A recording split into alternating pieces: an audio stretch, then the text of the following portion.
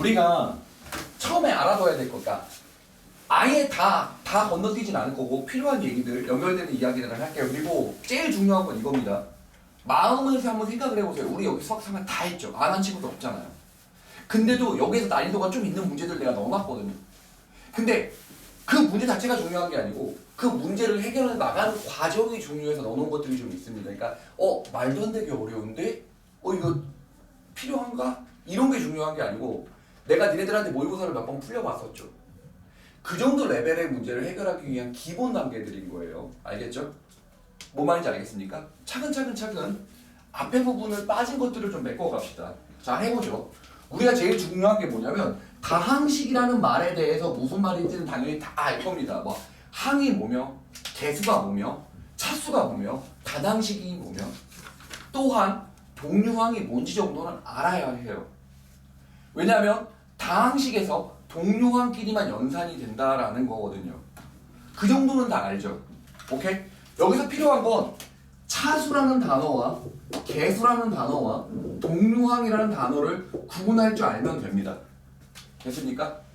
이게 이게 문제로 나오나요? 아니요. 식이 길어지면 정리를 할 때 이런 것들을 기준으로 계산을 한다라는 게 중요합니다.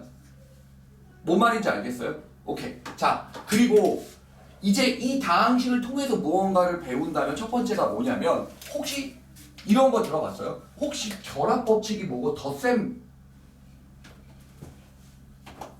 교환법칙이 뭔지 아는 사람? 결합법칙이 뭔지 아는 사람? 그리고 분배법칙 이거 다 알아요? 자, 교환법칙은 뭘 말하냐면 어떤 두 식이 이렇게 더해져 있을 때 또는 곱해져 있는 것도 마찬가지예요. 뭐가 된다라는 거예요? 그 위치가 바뀌어도 된다라는 거죠. 됐어요? 그리고 결합법칙은 만약에 3개를 더하거나 3개를 곱하거나 이렇게 했을 때 앞에 거 2개를 먼저 계산하나 그 다음 뒤에 거 2개를 먼저 계산하나 같다라는 겁니다. 이해하셨어요? 계속 가죠. 이렇게 있다고 칩시다. 어때요? 이렇게 분배하면 되겠죠. 이거 무슨 말인지 알아듣죠? 여기까지. 오케이. 이런 용어가 있다. 그리고 실제로 얘네들이 계산할 때 쓰일 거라는 것만 다시 한번 찍고 넘어갈게요. 이 말 알아듣겠죠? 오케이. 자, 그럼 봅시다. 거기 페이지 문제 내가 필요로 하는 것들로만 얘기를 할게요. 알겠죠?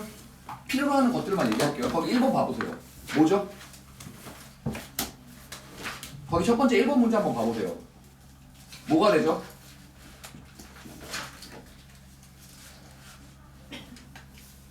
어떻게 하면 됩니까? 자, 1번 덧셈의 교환법칙이 성립한다? 그쵸? 방금 전에 얘기했죠? 분배법칙, 곱셈의 분배법칙, 곱셈의 교환법칙. 봐봐요. 이게 중요한 부분이죠. 얘가 돼요? 이거 틀리죠? 다 뭔지 알겠죠? 이거 빠른 정답은 따로 주겠습니다. 알겠죠? 이거 뭔 말인지 알아들었어요? 오케이. 자, 그 다음 봅시다. 완전 기본적인 이야기들을 다시 한번 해보죠.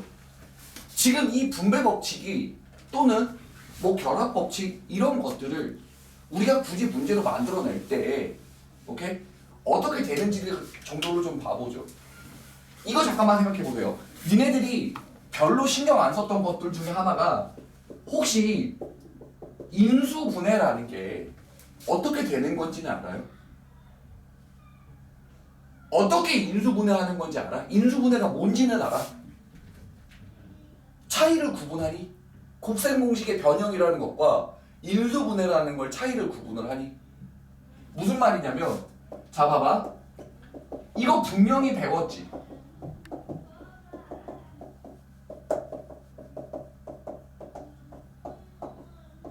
맞니? 이거 같은 말인 건 알죠? 얘가 얘고 얘가 얘인지 알죠? 근데 위에 있는 걸 우리 뭐라고 부르죠? 이걸 인수분해라고 부릅니다. 얘는요 곱셈 공식의 변형이라고 불러요. 그러면 인수분해는 뭐고 곱셈 공식은 뭡니까?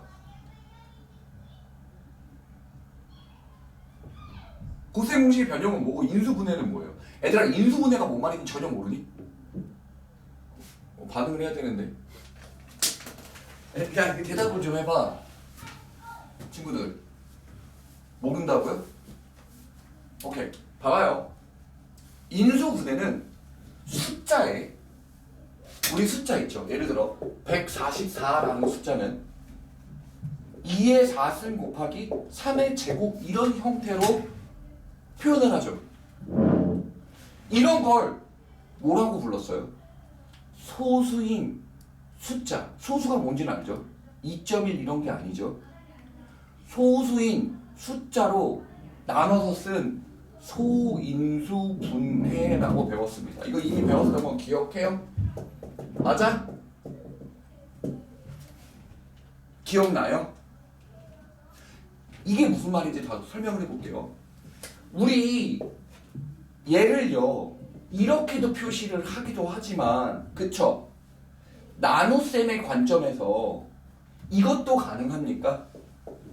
6으로 묶어놓고 8, 3, 24 이렇게 써도 되지요. 우리는 얘를 144의 약수라고 읽지요.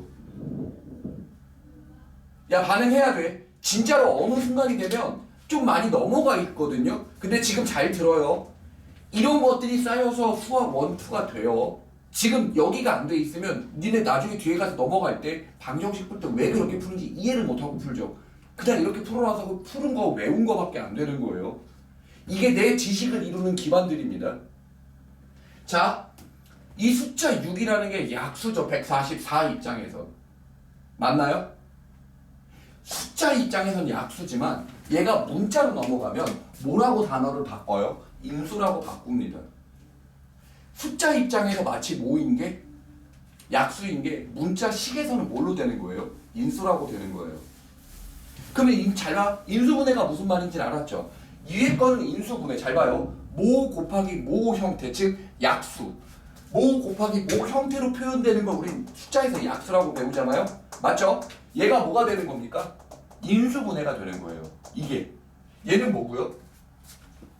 덧셈 뺄셈을 이용한 그쵸? 곱셈 공식 형태를 변형한 형태밖에 안 되는 거고 얘는 뭐라고 부르는 거예요? 인수분해라고 부르는 겁니다. 즉 인수분해라는 건 몇 곱하기 몇 이런 형태들로 표현을 하는 거고 자 사실은 이걸 설명하고 싶은 게 아니었어요. 여기까지 밑에 있을 줄 몰랐고요. 자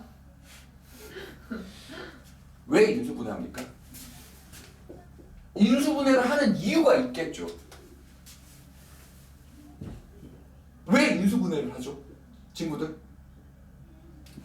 방정식의 근을 구하는 방법이에요. 알아요? 어떤 성질을 이용해서 방정식의 근을 구하는 거냐면 실수 성질들 중에 어떤 두 실수를 곱했을 때 0이 나온다는 건 어떤 케이스밖에 없냐면 얘가 0이거나 얘가 0인 케이스밖에 없습니다. 세 실수를 곱해서 얘가 0이 나온다는 건 얘가 0이거나 얘가 0이거나 얘가 0인 케이스밖에 없습니다.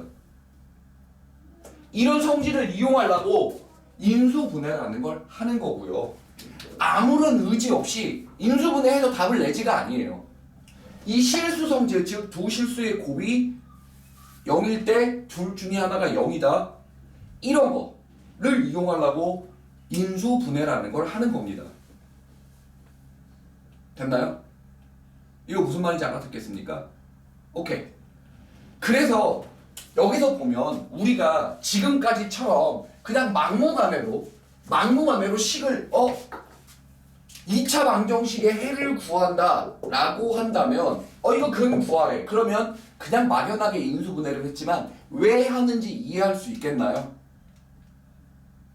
자 봐봐요. 3차 방정식은 어떻게 하기로 했어요? 3차 방정식 또한 뭐 하기로 했어요? 모 곱하기 모 놓고 는 0 쓰기로 하지 않았어요? 4차식은 다릅니까? 똑같죠. 이런 이유로 인수분해를 하는 거예요. 이거 무슨 말인지 이해했어요? 오케이? 아무짝에 쓸모없는 인수분해를 갑자기 하는 이유가 이겁니다. 됐죠? 조금 어느 순간 되면 확 넘어갈 텐데 미친년이 팔짱 끼고 지랄하고 다 빠졌다. 자가 까였냐면 자 봐봐요. 거기 2번 문제 한번 봐보세요. 2번 문제에 보면 x, 2y, 3z 중 적어도 하나는 1이다. 이 가조건을 한번 보도록 하죠. 도대체 얘가 말하고 싶은 게 뭘까요? 너네 이거 진짜 많이 쓰일 거예요, 앞으로. 이런 내용, 이런 패턴들. 야, 적어도 하나는 1이다라는 개념을 잘 생각해 봐봐.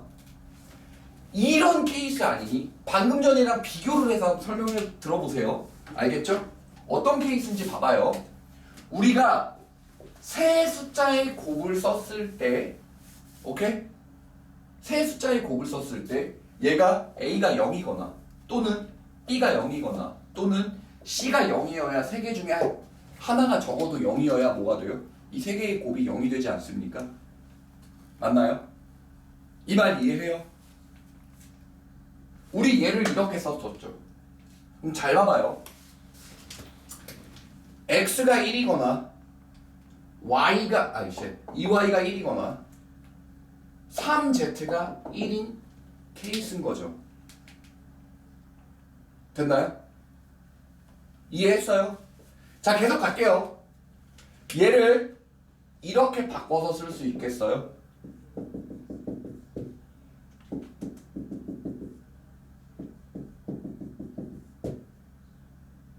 그럼 결국에 이 거기 가조건이 하는 말은 이 말이지 않겠습니까?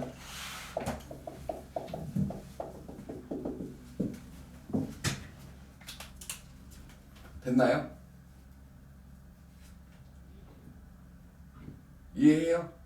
오케이. 선생님. 네. 근데요. 네. A, B, C는 다 곱했잖아요. 근데 쟤도 곱해서 하면 안 돼요? 다 곱했을 때. 그러면 그때는 뭐가 문제가 되냐면, 자, 실수 성질에, 오케이? 세 개 중에 하나가 곱해서 0이면 세 개 중에 적어도 하나가 0이 있는 게 맞거든.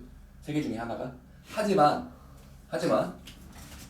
세 개를 곱했을 때 1이 되는 거 되는 케이스가 3, 9, 27분의 1도 되거든. 이런 특별한 케이스, 0이 되는 특별한 케이스 실수 성질이 이럴 때는 되지만 다를 때는 될 수 있는 게 너무 많아서 어떤 특정한 하나로 한정할 수가 없어. 0만 그게 한정이 돼. 이해하겠니? 오케이. 됐어요? 자, 이해했죠? 자,